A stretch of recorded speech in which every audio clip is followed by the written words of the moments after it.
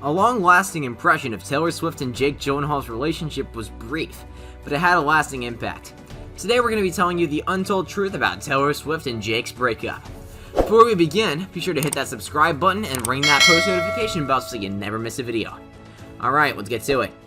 The couple was first seen spending time together in October 2010, and dated for 3 months before splitting up. Swift made headlines 2 years later with her album Red, which included hit singles All Too Well and We Are Never Ever Getting Back Together. Swift fans were quick to look for clues in the lyrics, which not so subtly alluded to Swift and Gyllenhaal's whirlwind romance.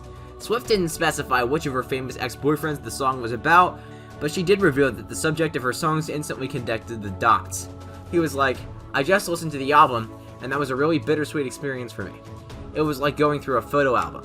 That was nice," the Grammy winner recalled during an interview with New York Magazine in November 2013. "Nicer than, like, the ranting, crazy emails I got from this one dude." Swift decided to re-record all of her previous albums while fighting to reclaim ownership of her masters from her former record label Big Machine. Looking back on previous songs, the Pennsylvania native revealed what inspired her to write All Too Well in the first place. "It was a day when I was just like a broken human, walking into rehearsal just feeling terrible about what was going on in my personal life," she explained during an episode of Rolling Stone's 500 Greatest Albums podcast in 2020. "I ended up just sort of playing 4 chords over and over again, and the band started kicking in.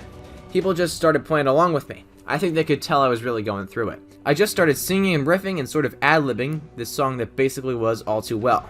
Swift announced the return of the Red era the following year, with 30 tracks on her version of the now iconic album, including a 10-minute rendition of All Too Well. The improved Red follows the reissue of her 2010 album Fearless, which included a previously unreleased song titled Mr. Perfectly Fine. While it's unclear who she's referring to, some listeners noticed Swift's use of the phrase casually cruel in both Mr. Perfectly Fine and All Too Well, suspecting that the guilty actor was the subject. The couple first sparked romance rumors in October 2010 when they attended Saturday Night Live together to support host Emma Stone.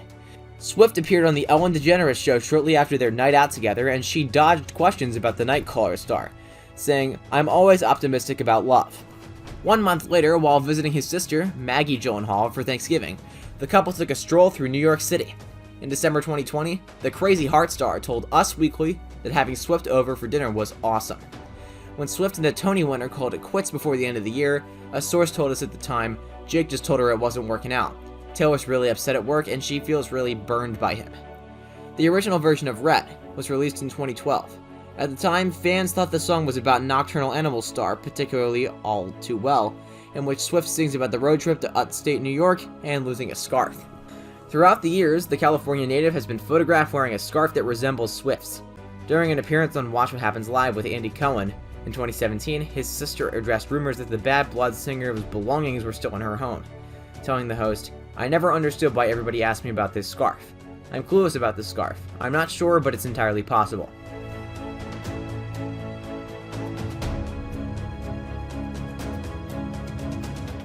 Red sounded like a heartbroken person, both musically and lyrically.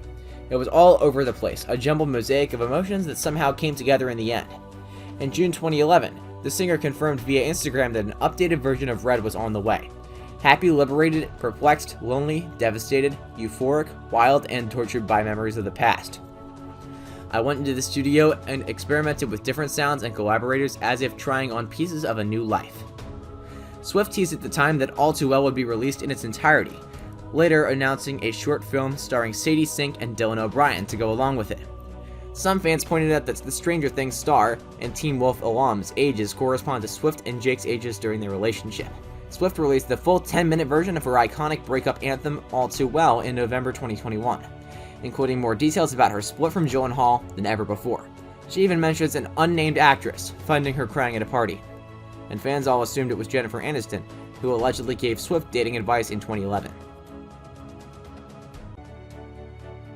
Well guys, that was it for the video. What'd you think about it? Let us know in the comments below. If you're new to our channel, be sure to subscribe and ring that bell to get notified about our latest videos. Thanks for watching.